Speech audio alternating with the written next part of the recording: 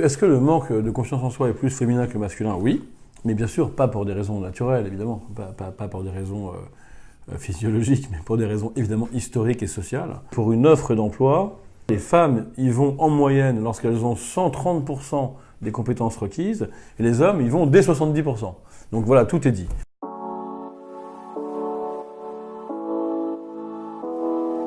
Je m'appelle Charles Pépin. Mon dernier livre, La confiance en soi, une philosophie, prolonge le travail que j'avais initié dans le livre d'avant, qui s'appelle Les vertus de l'échec, où j'essaye de proposer une philosophie existentielle que je résume par l'idée d'une combativité joyeuse.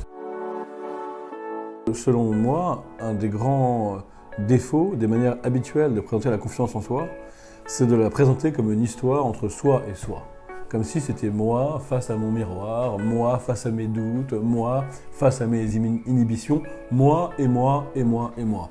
Je milite pour une confiance en soi comprise dans un sens élargi. Et si vous regardez les moments où vous avez confiance en vous, les moments où vous vous sentez bien, où vous osez y aller, où vous avez l'audace de vous aventurer dans le monde, si vous écoutez vraiment ce qui se passe en vous, alors vous allez vous rendre compte que c'est pas en vous que vous avez confiance. C'est en la vie, c'est en l'instant, c'est en l'action, c'est en les autres, c'est en tout un ensemble de paramètres qui s'entrelacent pour tisser ce que j'appelle la confiance. Il y a quand même un savoir-faire qu'il faut aussi développer. Ça s'articule toujours à deux autres grandes dimensions. La confiance en les autres, c'est-à-dire ce que les autres peuvent apporter, comment les autres peuvent me rassurer, me mettre à l'aise, m'aider. Et puis aussi la confiance plus mystique, plus mystérieuse, en la vie, en le monde, en Dieu, en le cosmos, en l'élan vital. La crise de milieu de vie est précisément une crise de confiance. Quand on vieillit, si on n'est pas sur son axe, si on n'est pas fidèle à soi, si on n'est pas fidèle à son désir, alors on voit se rapprocher la possibilité de mourir sans s'être réalisé, sans s'être accompli. On voit le temps qui passe et on sent le drame que serait le fait de continuer à vivre comme on le faisait avant, sans trop s'interroger sur son désir profond. Et d'ailleurs, tous ceux qui accompagnent les gens en fin de vie confirment bien le fait que ceux qui tremblent au moment où la mort arrive, c'est ceux qui ont l'impression de ne pas s'être accomplis dans l'existence, c'est-à-dire d'avoir vécu à côté de leur désir. La solution, me semble-t-il, il n'y en a qu'une au fond, c'est d'essayer de se rapprocher de la vérité de son désir. Cette sagesse nous conduit à dire qu'il n'y a pas de confiance en soi possible sans connaissance de soi, et sans avoir repéré à peu près quel désir émerge comme étant plus important que les autres. Le monde est incertain, il l'a toujours été, il y a toujours eu de l'incertitude, parce que c'est le propre de la vie. Toute la question, c'est comment je vais articuler confiance et incertitude. Et là, il y a deux écoles, une que je combats, qui dit en gros, il faut que vous soyez tellement entraîné, tellement rassuré par votre compétence, qu'au fond, il n'y ait plus d'incertitude. Comme si vous alliez vous préparer jusqu'à être parfaitement prêt. La confiance en soi, c'est plutôt d'apprendre à accueillir l'incertitude, à accueillir le risque et à se préparer au fait qu'il y aura de l'imprévu. Je fais au mieux pour anticiper, je me prépare au mieux, mais tout en sachant que parce que je suis un être vivant, parce que nous vivons ensemble, parce que le monde est complexe, je ne serai jamais totalement prêt. Et bien, la confiance en soi, c'est d'y aller quand même, malgré le doute qui reste, malgré l'incertitude qui demeure.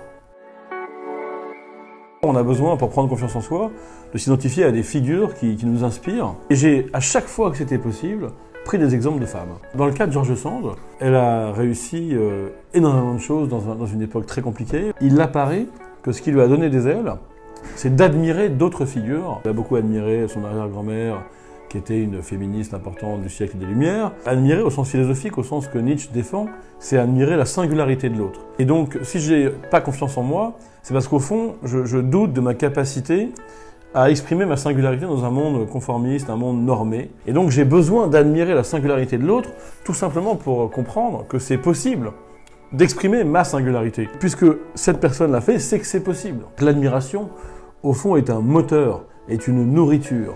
Et je pense qu'aujourd'hui, on n'admire pas assez. Il y a des méthodes un peu de suggestion, du genre de la méthode Coué, qu'on voit beaucoup fleurir sur Internet. Des méthodes faciles pour arriver à la confiance en soi, ou des clés au nombre de 2 ou 3 à acquérir en 5 jours.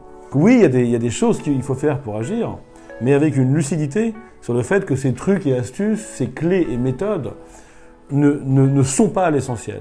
L'essentiel, c'est l'accueil de ma fragilité, de ma complexité et de ma possibilité de me planter.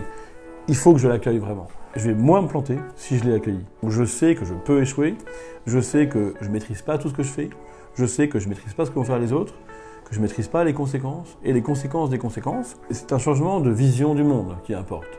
Penser que le doute n'est pas notre ennemi, mais notre ami. Et la confiance en soi ne s'obtient surtout pas en nourrissant l'illusion de s'être débarrassé des peurs, mais en apprenant à faire avec. C'est-à-dire avec la complexité de l'existence et pas en s'en étant débarrassé.